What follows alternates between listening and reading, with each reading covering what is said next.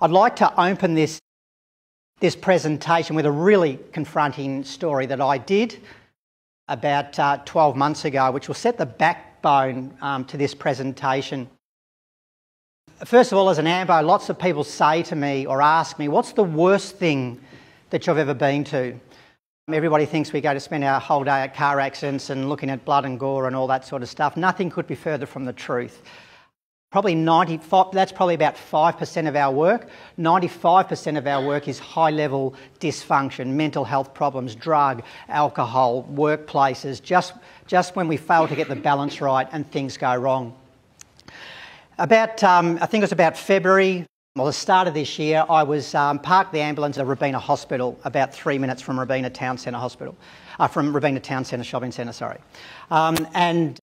And we got a call to say that there was a guy on top of the Kmart car park that was threatening to jump. So we get the call, we're about 3 minutes away, and we start rushing to this particular scene. We're about a minute and a half into a very short drive, and we get an update to say 2 ladies already jumped.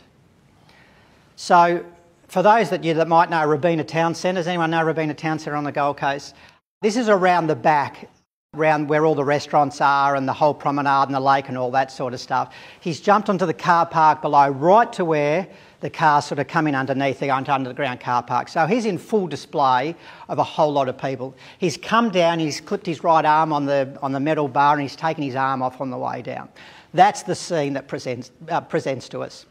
There's a woman, wrong place at the wrong time, or right place on the right time, however you view life. But there's a woman about to enter that car park, and the body just drops straight in front of her car, misses her bonnet by about a centimetre. She gets out and starts doing CPR. Ambulance arrives shortly later, and we're confronted to this scene. There's people everywhere. It's absolutely madness. Who's got kids in the room? I've got kids too. I've got a 16 and a 14-year-old. There was a 14-year-old there among the crowd with a mobile phone taking images of the scene from here to this table away. I can only assume she's gathering it like some kind of news footage to take back to show her friends, hey, have a look what I've seen today. Isn't it amazing what our phones and mobile devices and things are doing to desensitise us to some pretty horrendous scenarios? If my 14-year-old was doing anything but running the other way, kicking and screaming and crying, I would be absolutely horrified. So we get to the scene. The ambulance knows that this guy's pretty well dead, but we've got a job to do. So we open up his shirt and we put all our pads and all our monitors and things on, and we start doing our stuff. It almost becomes a show for the public. The public expect us to do something rather than just get out and throw a sheet over this guy. So we start doing our thing.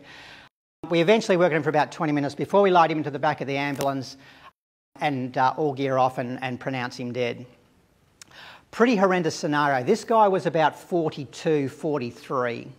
And I always think to myself at these moments that I know what your family don't know. I know that in the next half an hour, someone's out walking the dog, having a morning coffee, whatever the case may be, and someone's about to get a phone call. The phone call from hell to say your father, your uncle, such and such has done the absolute unthinkable. We get back to the hospital and the ambulance got a lot of work to do as far as paperwork and things like that, and we start going through his medical history. And it starts to tell a bit of a tale. His first appearance at the Robina Hospital was about 7 years prior. He'd split from his wife. He wasn't doing too well, and he went down the hospital and to see one of the psych regs down there to start getting some intervention and some bit of help. Where do I go from here? I'm having trouble here. He goes to work and he's not functioning at work. The bosses are up him. He's not performing. He's not reaching targets and things like that. So he starts to hit kind of like a little spiral. He eventually goes to the doctor, doctor, I can't sleep, doctor, there's some issues going on in my head. So the doctor, in his little 7-minute window, hands him a packet of some antidepressant medications. Everybody familiar with a 7-minute window at the doctor's surgery that's going to diagnose and fix up your life in a handful of minutes, and bang, out you go.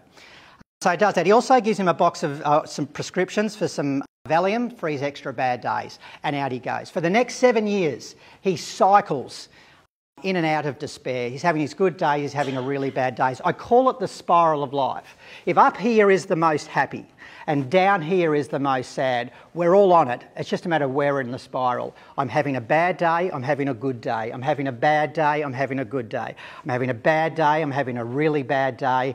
I'm having an antidepressant day, I'm having a wife's left me day. I'm having an alcohol booze day, until eventually I get to a point where I'm 10'6" and bulletproof. I get totally numb and I can do the unthinkable. I can walk up with 4 kids, 8, 12, 13 and 14, and I can jump off. Do you think we're all capable? Do you think we're all capable of doing the unthinkable?